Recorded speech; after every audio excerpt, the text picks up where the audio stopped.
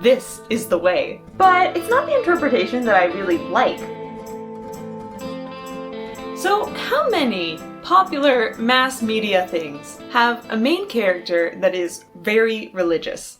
Few. How many of those characters actually have their religion impact the plot? Even fewer. And how many of those characters have their religion be a minority religion that the audience isn't super familiar with? Even less. And I totally get why these kind of characters aren't super popular these days.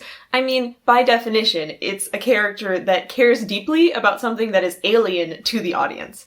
And these kinds of stories do exist, and sometimes they can be really awesome. One that comes to mind is the Miss Marvel comics from the last 6 years. Most of the time, when someone does make this kind of character, it's because they deeply care about these kind of characters, and that's really what makes it magic.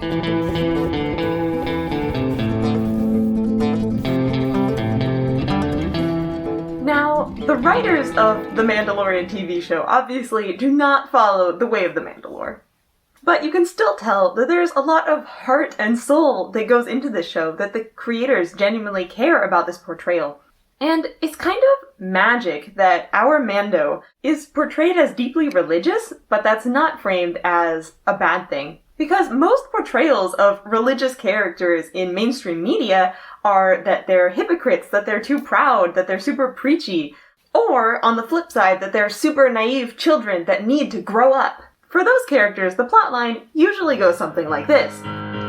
We're breaking free, we're soaring, flying. There's not a star in heaven that we can't reach. But why are stories about highly religious people usually about them escaping that religion? Like, think about it. What message is that sending about religion in general? That it's all inherently bad, a prison that you have to break free of? And there's lots of people who have complained about The Mandalorian being kind of boring and hard to connect to, as a show and as a character, and I totally get it. Like, the show's overarching plot arcs are kind of messy sometimes. There's a lot of these episodes that are very episodic and don't actually continue the Baby Yoda plot. It's hard to relate to Mando when he's always got his face covered, and he doesn't actually speak many lines. But there are a lot of people who have really connected with it for the great storytelling and visuals, and that it's Star Wars, and then also because they can see themselves in it, because they're a religious minority, and so is Mando. And I've searched on the internet and found lots of conversations from people who are part of religious minority groups, saying that they connect to Mando, that he's like a space Jew or a space Catholic. And my favorite thing that I found is this blog post by Bashir Ghose, a Muslim American. He said, "Over the course of a season, The Mandalorian provided millions of nerds with a crash course on minority religious practice. The dumb questions about his helmet could easily have been thousands of aggravating questions about halal food or prayer or hijab or hajj that I've gotten over the years. It's an aspect of the show I hope gets more emphasis in the future, and one I am unspeakably thrilled to see on the screen. If you take nothing else from this article, I hope that you understand how and why this is important to me."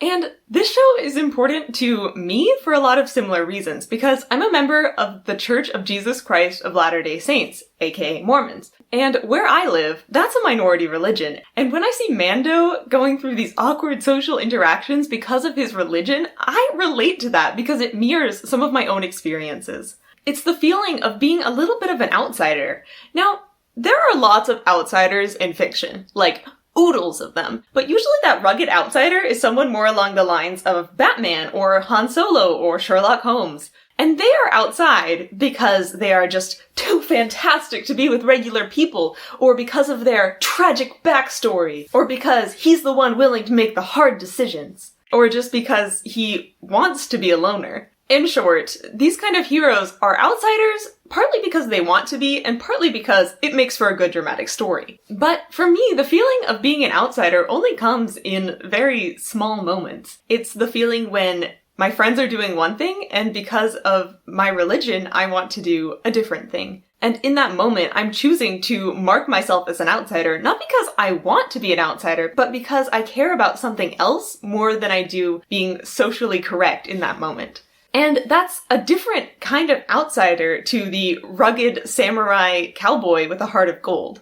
And Mando is both kinds of outsider. He is, in fact, a rugged samurai cowboy with a heart of gold. But honestly, that's about half the characters in the Star Wars universe, so that itself doesn't really make him an outsider. What makes him an outsider is him sticking to this religious moral code, even when it's really weird sometimes. So, in Season 2, Mando encounters some other Mandalorians, led by Bo-Katan, and when Bo-Katan finds out that he doesn't want to take off his helmet, she is frustrated. Because, from her perspective, he is from this cult of religious zealots called the Children of the Watch, who are trying to bring back the old ways and whatever, stop being so weird. I felt so bad for him, and most people on the internet see Bo-Katan as Mando's savior that will bring him out of his naivete. And I've read articles on the internet that say that Mando's stubborn insistence not to follow Bo-Katan's lead is like people in our world stubbornly clinging to homophobia. That him encountering these other Mandalorians is like him as a child seeing the real world for the first time. Now, that's one way to see the show, and honestly, it's a totally valid interpretation, and the beauty of fiction is that there's many ways to see the same story. But it's not the interpretation that I really like, because it's working from the assumption that Mando's religion is a prison that he has to escape from. It's something that he has to overcome, a flaw. Now, would Mando be happier overall if he took off his helmet? Maybe, probably. But that's not really the point here. Because if wearing the helmet makes Mando happy and it's an important symbol for him, why does he need to take it off? I mean, is this a thing that Mando needs to break free, soaring, flying? Not necessarily.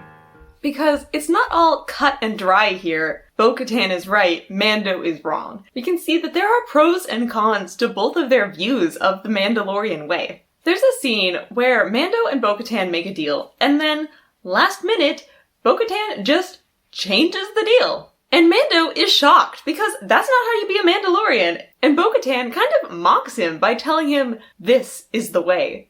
What? The way to betray your word? Mando here has the moral high ground, as he's the one who has a rigid sense of honor, which is generally considered to be a good thing. On the other hand, Mando's adherence to wearing this helmet does kind of restrict his ability to form meaningful relationships. But what I find fascinating is one of the things that Bo-Katan has beef with is that she claims that Mando is part of this sect that is trying to bring back the old ways, and she sees that as a bad thing. And then episodes later, Bo-Katan is chasing the Darksaber, because this is the symbol of the Mandalore, the leader of the Mandalorians. But Bo-Katan not only wants the saber, she needs to defeat the current owner of it in combat to prove that she's stronger. So, Mando is the one with the Darksaber. He just wants to give it to Bo-Katan. He does not care about ruling Mandalore. He says, I yield. You can have it. And Bo-Katan here is the one stubbornly clinging to the old ways, even when it's hurting everyone at this point. She's the one clinging to the ways of old Mandalore and the planet, which has kind of been made uninhabitable at this point. So Mando doesn't need to just follow Bo-Katan's lead because 1, her way isn't necessarily better, and 2, Mando can make his own decisions. Sometimes people choose to be a little separate from society because of religious reasons, and that doesn't mean that they need to be fixed. Now, in Season 2, there's also a scene where Mando has to take off his helmet to do a face scan in order to get information to rescue Baby Yoda. And this scene is full of this wonderful tension. You can feel it building. It is an intense scene. You can see the internal conflict of Mando.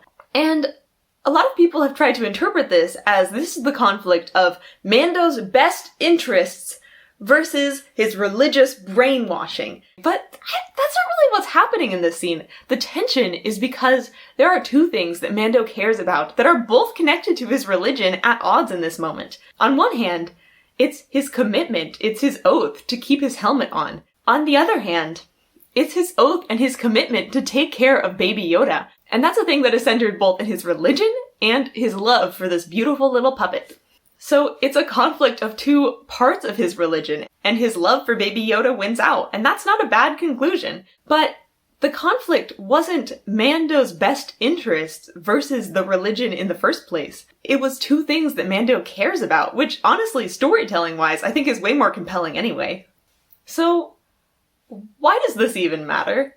Society at large tends to see religious minorities in a negative light. And hopefully, through this, an incredibly popular TV show with a main character who is part of a religious minority, we can start to shift that a little bit. Because if this plotline eventually ends with the conflict of Mando's best interest versus the religion, and Mando overcomes the religion and breaks free, then it's not really going to help this public perception. It probably will only make it worse. But if this story continues to frame Mando's religion as something integral to him that helps him be a better person and helps him be happier, well, then this might actually be a positive force in the world.